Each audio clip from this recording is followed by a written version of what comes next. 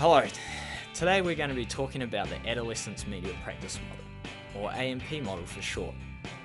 This was initially developed in 1995 by Steele and Brown as a practical continuation of the uses and gratifications model, which was quite popular at the time. This model is a graphical representation of how adolescents use media in their everyday lives. It was developed out of looking at how teens created their sexual identities through their media usage, and proved to be a very holistic way to describe media's effect on the lives of teens. It was also key in changing the way previous studies on media had been conducted through quantitative methodology. Over the past 2 decades, this model has been critiqued and added upon further to become a very well-respected model and tool in understanding adolescent media use. The model uses a simple graphic, but the concept behind it is very complex. The idea is 4 key areas that are linked together. These 4 key ideas are identity, selection, interaction, and application. These run chronologically through, not just casually between all of them, showing a process that affects the individual. So this will start from identity, where the individual sees who the individual sees themselves as, and from there, through their identity, they choose what media they want to select, which is the selection area. From there, they choose to interact with that media, if they choose to, and then from the interaction of that media, the messages that come out of their media usage, they put into application and how they apply it to themselves.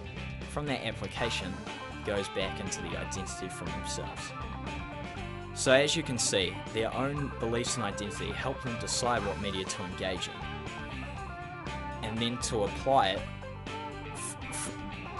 back to the identity from the media's message as an ever constant, reciprocal and evolving process. The focus on lived experience of the individual is also a very key idea. Also, it's important to take note that while identity affects media usage decisions, as the model shows, media still comes back round to affect identity. Furthermore, this leads to the understanding that young people too have their own personal and individual media preferences, in which we cannot simply make generalizations or assumptions on how an age group uses media, and this model acknowledges that.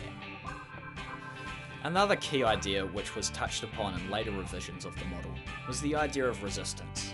That while individuals choose to engage in media, they can also choose to disregard and fight against forms of media.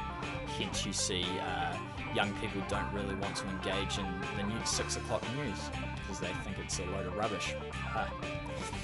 This model can be applied in understanding how the media can influence teenagers' self-identity, and also which can lead to high-risk behaviour and thoughts about themselves. An example could be that of body image, and how the media's bias towards someone being of a certain body type can lead to thoughts and identity in one's own body image. Or another issue could be also sexual identity and what the media has to say about that. A study conducted looking at the use of online teen chat rooms by individuals, they referred to the AMP model and found that this engagement of media was used to express their concerns about their own sexual identity, but also to find their own identity through adolescence.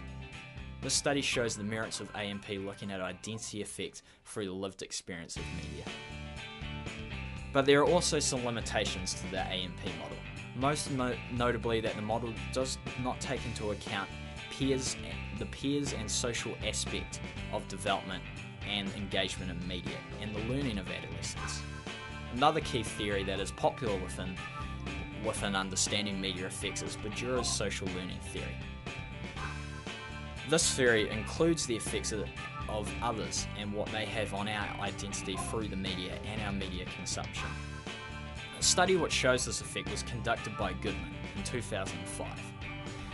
This study looked at eating disorders and showed that social aspects as well as media had a big effect on self-image and their eating disorders.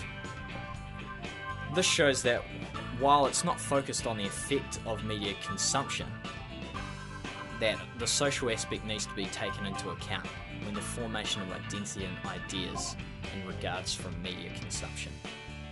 It's not just an individual choice for some people, as the AMP model tends to focus on. Overall, the AMP model is a great model that takes into account the individuality of users and also the reciprocal application that takes place for young people when it comes to identity formation. While there are a few limitations in the model, one being not taking into account peers and the social influences that happen on our lives, this model is very practical and very useful in looking at the effects of media on young people.